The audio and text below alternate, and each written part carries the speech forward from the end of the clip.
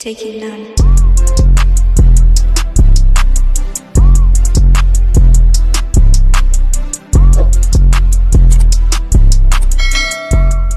What's up, guys? It's Nola K. It's been a while. I've been doing college things, life things, but I'm back to preview the Monday Night Football game, the Saints versus the Seahawks, without Russell Wilson. But this is still going to be a very challenging game for the Saints. A lot of them have to do with the injuries that we are still struggling with, even though I thought it'd maybe be quite a little bit better. Coming after the bye, I guess, like everybody else expected, everyone would be ready after we be in like full strength mode, but it's not like that. And yeah, we gotta wait on people to get healthy. But we're gonna start off with the IR list, which would include Will Lutz, Traquan Smith, Quan Alexander, and Marcus Davenport. I don't know if they are going to be active for this game. I think they said Will Lutz needs a couple more weeks. So, you know, we went out and got a new kicker. And then Traquan Smith, I don't know of, and Marcus Davenport and Quan Alexander. I believe they all practice, but there's no official word. I'm not sure if we're going to get that right before game day or something. I'm not sure, but as of now, we don't know. Okay, so the Saints players that have been officially ruled out for Monday night's game from the injury report include Dwayne Washington, Deontay Harris, Taysom Hill, and Peyton Turner. Deontay Harris is dealing with a hamstring injury. Taysom Hill's dealing with a concussion. Both got injured, I believe, in the Washington game. And then Dwayne Washington is dealing with a neck injury. He's the backup running back, but we signed a new running back. And then Peyton Turner is dealing with a calf injury. I know we were able to win the Washington football game without Taysom Hill and Deontay Harris, but I mean, Deontay Harris is our number one wide receiver at this point, and although Seattle's defense is not really that good, I guess like looking forward, the next game we play besides the Seattle game with the Bucks, we're definitely going to need him back. It hurts because we don't even have Michael Thomas back. I know he was officially could play in the Seattle game, but turns out he's going to need a couple more weeks as well.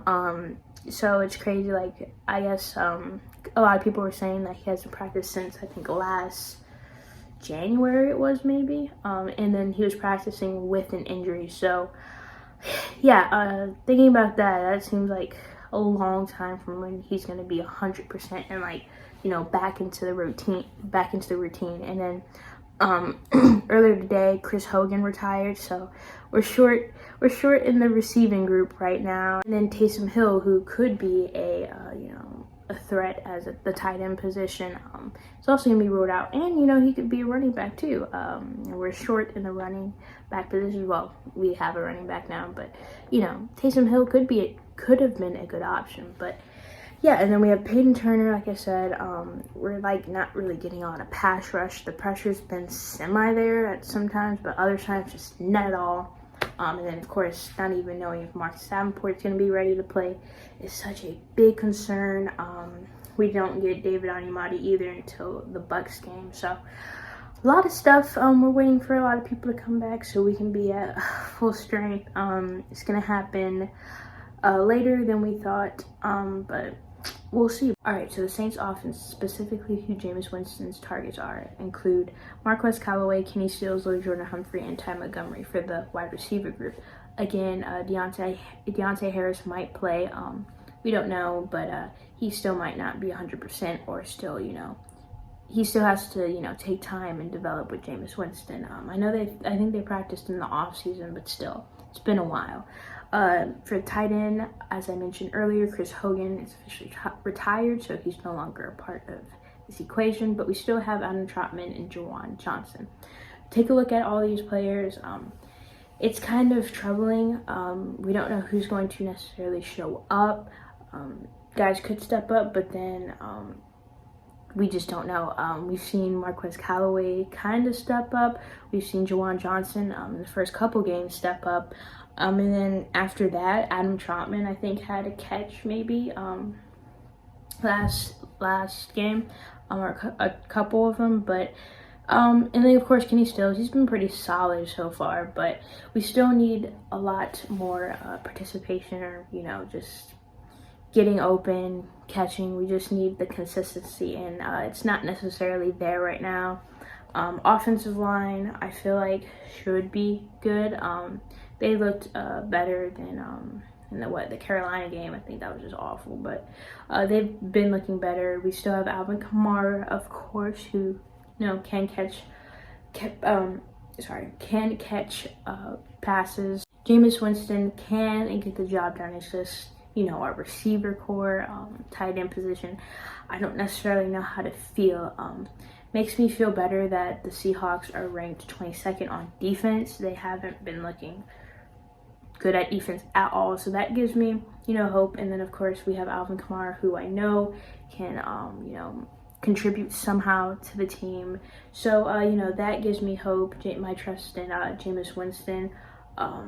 So far, I think he's been pretty good, pretty solid. I think he's doing a lot better than some people give him credit for. But yeah, it's hard to work around, not having a lot of, consistent and consistent, I don't want to say good wide receivers, but those type of playmakers, different game changers type players, and I don't know if we necessarily have that in these guys right now. I know they can contribute, but I don't know how much they're going to contribute. It's just a big question mark. It's a big blur when it comes to like me predicting the score, me predicting the outcome, me predicting literally anything, if like the type of production we're going to see. It's just really confusing because I don't know, it could go good, bad, or somewhere in the middle. We've seen the Saints team go up, down, somewhere in the middle, and I don't know which Saints team we're going to get coming in Monday night. But I know that if the offensive line remains intact, if Alvin Kamara can get touches, if Jameis Winston can, if the wide receivers and tight ends can get open, and Jameis Winston, I would like to see Jameis Winston scramble a bit more. He did that, I think, really well in the first game. Some do it, I think, a little bit in the Washington game, but I think he needs to scramble more, but maybe not fumble, but scramble more if, nobody's open, because, that tends to happen. But yeah, scramble more. If Jameis Winston can make connections with our wide receivers / tight ends, I think we have a good shot of winning. Okay, so the Saints defense. The Saints defense, they're ranked 4th compared to the Seattle Seahawks, which on offense, they are ranked 10th. So this number for Seattle might be a little bit skewed. It might not necessarily be a top 10 offense right now because, they had Russ. With Russ, your ranking's going to go up automatically. But they pretty much have everybody besides, I think, maybe Chris Carson. So, DK Metcalf, Tyler Lockett, and all their other threats on offense. So we still got to take them seriously. And, of course, Geno Smith can get hot if he wants to. Saints in the secondary have been absolutely amazing. Marshawn Lattimore getting NFC Defensive Player of the Week.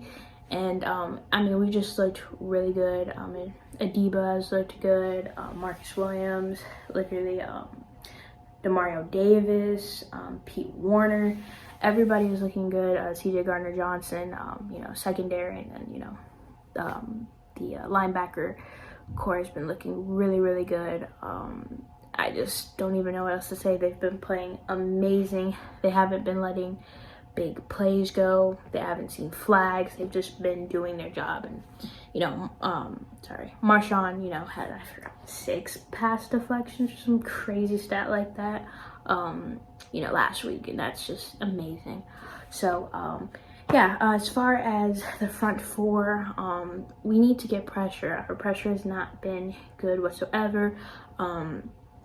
Peyton Turner isn't going to be playing, and then I said Marcus Davenport, we don't know, and then we're still waiting on David Onyemata, who's going to serve his 6-game suspension. Since this will be his last game, he's serving 6 games of suspension, which includes this game, so we'll have him back for the Tampa game.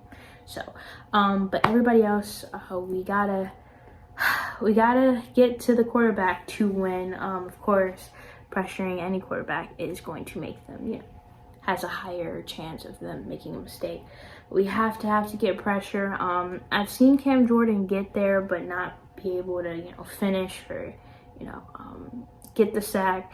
And then, we just have to do that. I've seen our run defense; they've been really solid as well. But as far as getting to the quarterback and consistently pressuring them, it needs to be a lot better. I thought it wouldn't be like this bad coming into the season. I thought maybe actually our secondary would be worse, but our secondary best part of this defense. But yeah, definitely need to see a lot more pass rush. That's definitely the key to getting a win. And then the secondary just play how they been doing. But isn't that crazy? Like, even though we don't have like a lot of pass rush, our secondary is still like 4-6 seconds, and they still are able to cover their opposite man. That's insane. But whether that's maybe Chauncey can blitz, maybe Demario Davis can blitz, but I would still like to see pressure from our defensive linemen. Lastly, kicking. Brian Johnson is our new kicker. I don't know what to think. I'm gonna be scared every time, even extra points. I can't even walk out and like get a snack or something. I'm gonna have to, just sit and watch, which, I didn't really do that with Willa. So I just walk downstairs or like get something to eat because I expected he would make it. But man, I just hope we can convert and actually score in the red zone with touchdowns and not have to settle for a field goal. And if we do settle for a field goal, which we should be able to trust our kicker, that he makes it. But scary times. And then of course I'm going to mention Blake Gillikin, which I didn't talk about him because I didn't do a game reaction for last week. But oh my god, 3 punts inside of the 3-yard line. That's insane. I mean, he's definitely a big part, a really, really big part of why we were able to win against the football team. So, yeah, he's just amazing. Hopefully he can do something like that, produce the same result. Okay, so for the score prediction, I predict that the Saints are going to win 24-16. I don't know, I'm just like feeling those numbers. I just like felt like, I don't know, it'd be something like that, similar to that. I mean, for defensive wise, I think the Saints defense giving up 16 points is, good, really good actually. I mean, maybe considering it might be too high, some people might say, considering it's Geno Smith, but he still has all his weapons and he can still win a game for sure and outscore the Saints possibly. But that's not going to happen because our defense is going to hold them in check. But that seems pretty accurate for our Saints defense. And then for the Saints offense, considering the lack of weapons we have and stuff like that, I just feel like maybe 24 points should be like, is good. But then people might say, hey, well, Seattle's defense is not that good, which is true. But I don't know, I'm just feeling it. 24-16 Saints wins. So thank you guys so much for watching. Make sure to like, comment, subscribe. But specifically comment anything, your thoughts, your questions, anything about this game or what happened last week or the last couple weeks that I haven't posted since like 2 weeks ago or something like that. No, 3 weeks. I'm not sure, but anything related to the Saints, just drop them down in the comments below. Thank you guys so much for watching. Peace.